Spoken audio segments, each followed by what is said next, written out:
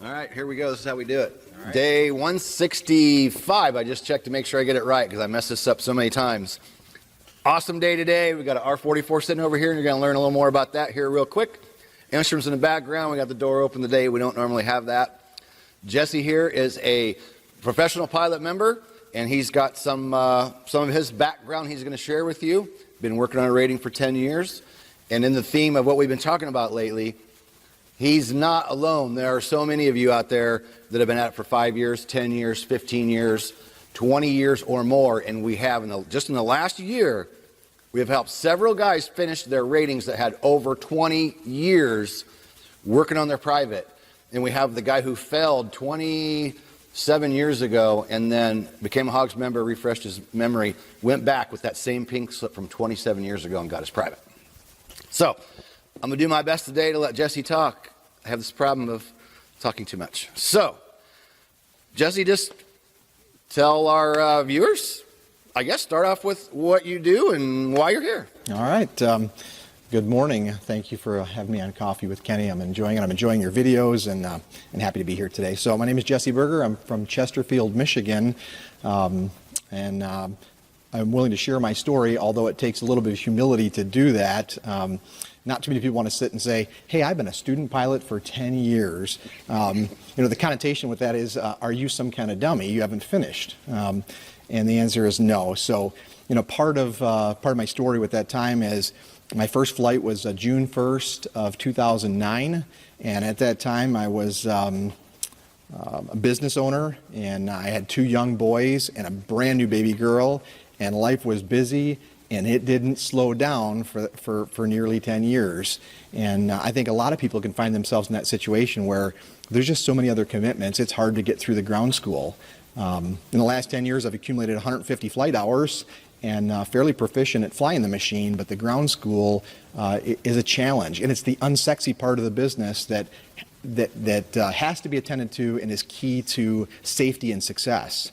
And so I think that's one of the unique things that your product brings. So during that 10 years, interestingly enough, I became, early on in 2009, became a financial partner in a flight school, which I'll plug here, Magnum Helicopters in Pontiac, Waterford. But even having access and owning aircraft, we have 4 helicopters, doesn't mean that you're going to do good at ground school until you're disciplined and you make it a priority. Yep. And that you invest in that. Now is the time where we're going to move into that phase. I worked for a guy who bought this flight school. He'd sold a big company that he'd operated for many years, and he was a student pilot, and if I remember right, it was over 30 years, and he was a student pilot with airplanes, and he was buying up some aviation companies, and he happened to buy this helicopter flight school, and he was a good guy, and I really liked working for him, and he was super successful. But we used to tease him all the time. Student pilot for 30-some years. And I'm not sure, I haven't heard from him in years. I don't know that he ever finished. He may have it's been over 10 years since I've talked to him. But so there's a student pilot of 30-some years, and he flew often. Probably a great pilot. I'm not a fixed wing instructor, so I don't know, I never flown with him. But so there you go. Student pilot for 30 years. You're only a third of the way in. That's right. I will mention that you, yesterday you said, well, yeah, one of your ground school members flew with us, and he showed me the picture. I'm like, hey, that's Caleb. He goes, yeah, this was the helicopter. And as soon as he showed me, I was like, boom, there's Caleb. And I'm like, awesome. Caleb has an R22, but apparently went to Magnum to do his instrument training because I think Caleb's R22 probably was not an instrument trainer and probably was having trouble finding an instrument instructor. So your Magnum does instrument instruction, apparently. Yeah, they do. So a little bit about Magnum Helicopters in Pontiac, Waterford. There's 2 primary partners in the flight school part of it, which are Al and Bruce, great guys. And we have the asset side of the company. We have 4 helicopters there. We have 3 R44s, including this one, and we have 1 R22. We've had 2 partners that are moving toward retirement. One guy still does some part-time training, Chuck Blaylock, who just received a 50-year incident-free flying certificate award from the FAA. And so we're real proud of Chuck in his early 80s now and still flying and still teaching. And I think that's a testament to whether you're 48, whether you're, early 80s, if your health's there, your mind's there, you can still do this. So, some people think, oh gosh, I'm getting up there, maybe I can't finish this. You and I both know there's so many people that start flight school and never finish, and that dream dies with some disappointment. But I don't think it doesn't have to go that way. 83 people, do you hear that? 83, and gets an award from the FAA for 50 years of safe flying. So 83. I mean, I've been saying it, and we talk about it all the time. And when he told me that yesterday, I'm like, yes, another guy in his 80s still flying. That's awesome. I had a great time here yesterday. Flew down, had good weather getting here, and Kenny and I took the Enstrom out. Enjoyed the Enstrom. Never flown an Enstrom. Great machine. Enjoyed that time, and I'd share with you. Hey, I'm here as a paying customer. I signed up for a private pilot or professional pilot, and I'm going to be utilizing that resource. Awesome. And so I think for those that are thinking of coming here to visit, great airport to come to. We had dinner in town last night. Nice time with your daughter Gloria. And it's a good, if you got a couple days or a day to fly here and enjoy this, I highly recommend it. I've been having a blast with the visitors that have been coming in lately. I've had a blast with Jesse, had a blast with Ray last week. Maybe tomorrow we're doing Mark's add-on check ride that you've been hearing me talk about. Add-on guy. I'm going to ask him if he wants to get on camera tomorrow. His check ride's tomorrow. It's so much fun having people come in, and I know that a lot of our viewers are saying, man, I really enjoy having other people coming in, right? Because you hear me talk all the time. So it's really nice to have people come. The Hogs hangar is awesome. You can come stay all night. So I've made this offer in the past. If you want to stop in and, go fly the Enstrom or show off your aircraft or plug your flight school or just come in and talk about helicopters, we can hangar you with us overnight.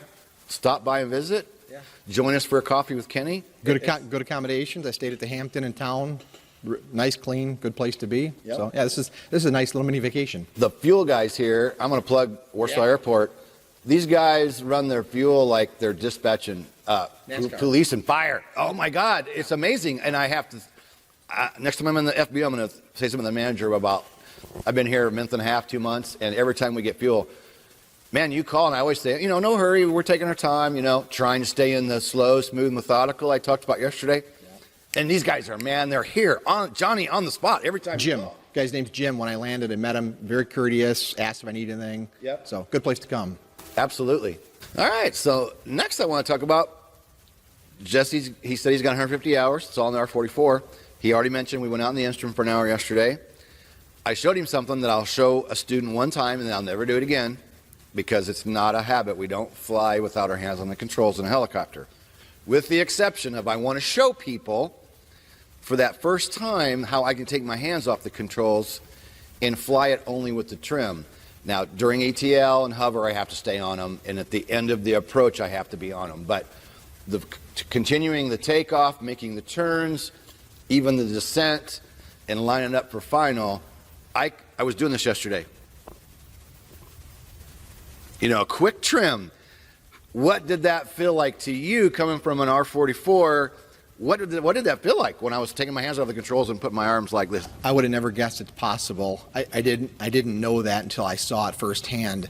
It was interesting. So using the trim, my first flight in an Enstrom, it's not a hydraulically controlled flight controls, and so using the trim took the workload away from the muscles on the arm. And so learning that, it really didn't take long. I felt like I flew smoothly after just a little bit of instruction, but you were able to control the helicopter literally for a while in a pattern, no hands, no feet. No feet. No hands. And so I've told friends and family that have asked me about the helicopter, like, what's it like to fly it? And well, it's different than an airplane.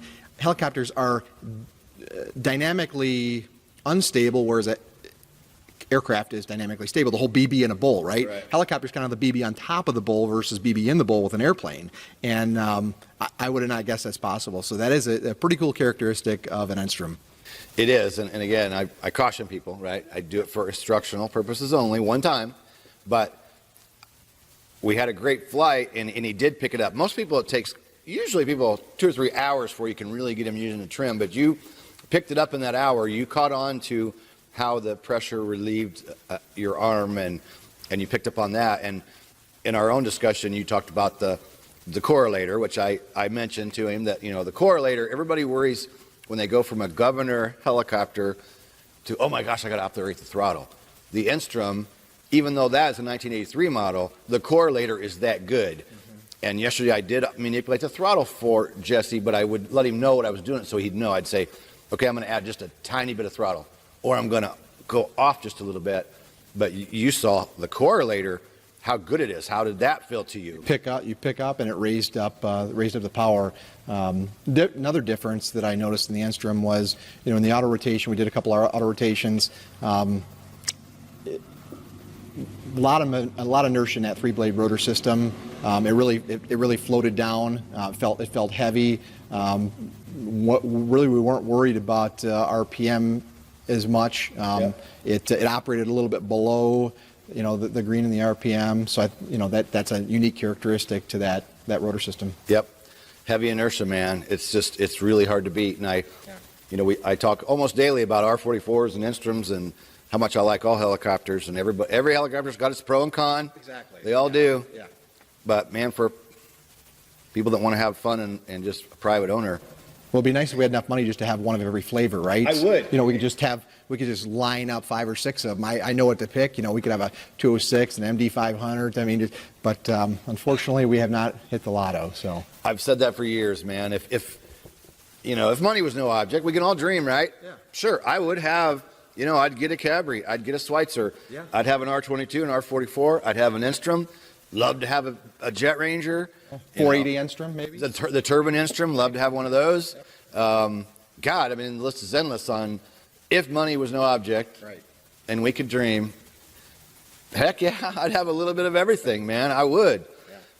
Well, we're going to kind of start trying to wrap things up because we're both talkers, and we knew we got to try to keep this short today. I do want to mention we're going to help him get this private done, and that's what I've been doing for years. One of the guys here at Worcester Airport, when I hangared here years ago, used to call me the finisher. And, we can laugh and joke about it, but that's just for somehow I became the ground guy it just happened. I didn't set out to be the ground guy. Never set out to do that.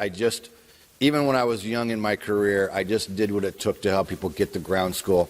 And something Jesse said yesterday, and this is almost a good title for today's video, is he goes, you take the really boring part and at least make it a little bit sexy. Because ground school's not sexy. It's not. It's tough. It's hard. It's a pain in the butt.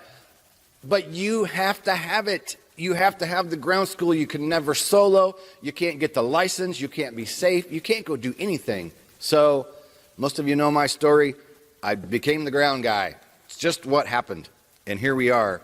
And so I want to make sure Jesse continues down that path, and he's been plugging ground school for me, and I appreciate that very much. I know you've already been in there because you made a comment about some of the videos and some of the things that you learned going through. So, what the heck? Give us a ground school plug while we're talking about it. I'm really enjoying the videos. They bring it to life. Great topics, organized format. I think when you reduce the time of the videos, that helped the viewer with attention span. It's hard to sit through an hour video, but you've made them in smaller chunks, Yep. and I'm able to get through those. Those people that are a little ADD, you can do this. And so, I hope to be back here. I plan to be back here to visit again later this year to celebrate finishing Private Pilot and start working on my commercial. My two partners, Al and Bruce, particularly Al, is probably like, dude, 10 years, and I want to get my commercial so that I can engage in that part of the business and do some work and heck, get paid to do it and love doing it just like you are. So Yep. I'm excited about that. Well, this morning when I picked you up in the Jeep, and I said to you, he said, oh, it's kind of humiliating being 10 years. And to me, it's not even, I don't look down on him at all, and I don't look down at anybody. And the conversation in the Jeep was, I'm like, man, you've only been at it 10 years. And I've already mentioned it, but so many people run into those life struggles, or they failed a check ride, or they ran out of money, or they had a baby, or God, the list is endless. And I think the audience of people that are still working and still want to finish is huge. So there's no shame in working on it for 10 years. with Right. all the people that we've helped Right. at 20 years plus. There's no shame in working on it for 10 years. There's nothing to be embarrassed about. It's cool that you're here, and I appreciate you coming down. We've had a fun 2 days because we're both talkers, right? And so we're like competing to talk. We're running over top of each other, but that's okay, right? We're enjoying this. And, thank you for having me here. I've enjoyed the visit. I've enjoyed coffee with Kenny, and glad to be part of the school. Well, you're committed now. You have to come back after you finish, That's right. regardless of where you do and what you fly and what you do. You'll have to come back down and do a recap, whether it's, in 2 months or the end of summer or whenever you get it done. But now you've got a world of people that's just watched you. So now, That's right. Some accountability, isn't it? so now, right now you have to get it in gear and get the ground done and do the whatever polishing you might need or whatever you got to do to get the 8710 ready to go and go take this check ride and get it done. I am going to mention, you all know it, top 10 check ride tips. That's like the big seller right now because this is the most recent that I did with Taz Chrisman, 2018 Flight Instructor of the Year. We're so proud of this guy. I'm jealous. I mean, what this guy does, flying for the military, and he has a family, and then every evening and weekend he's flying in an airplane or a helicopter or aerobatics, and what he can do is just freaking amazing. So cheers to Dan, and thank you, Dan, for helping me write this. We bought these for you. We ship them. I showed the video yesterday. Boxes up there in Heather's office. By the way, she's doing better today. Might go pick her up this afternoon. And then I got helicopter check ride. Same deal. I put this out 5 years ago now. Both these Amazon #1 bestsellers. We ship you either one of those for just shipping and handling. And Heather will send you a nice email after you purchase the book. We'll put the link down below for that. I'll put a link down below for Helicopter Landing Ground School. It's helicopterground.com. You can go there and take a 24-hour test flight. So there you go. So many questions come in. Well, they ask, and questions are great. You can ask all the questions you want, but you can also just go in for the 24-hour test flight, and you can see the entire course. Let's use Private Pilot, for example, over 120 videos. You can go in and check it out and see exactly what's in there. You can see the written test practice. You can see all the videos. You can see every piece of content that's in there to make an informed decision. And then we have a 30-day money-back guarantee on top of that. I don't know what else to tell you besides it's one of the best policies in the industry, and it's been in place for 7 years, over 7 years now. March will be celebrating 8 years. Congratulations. Oh, I just heard something beep. We'll wrap it up because I may have just lost the camera. I don't know. Hopefully it's not the audio on one of them. Actually, I'm going to look real quick. Just make sure. All right. Well, we're going to wrap it up. Anything else you want to let the viewers know before we go? Just great being here. Thank you very much, Kenny. Awesome. Thank you, man. It's been fun. And members, come see us. Just make sure you give us some heads up. We are here. Yeah, plan ahead. Plan ahead because. Call a couple weeks out, make your plans. Weather is a factor, but. Yep. If you want to come last minute, we may not be here. So just please reach out before you want to come up and visit, and just give us a heads up, and we'll set a date. So like, subscribe, put your comments down below, and we'll see you in day 166, Coffee with Kenny. Oh, splashing coffee everywhere. Thanks again, man. This has been fun. Makes it real. Hell yeah. Love it. Sweet. I love it, love it, love it, Sweet. love it, love it. First thing I'm going to do is just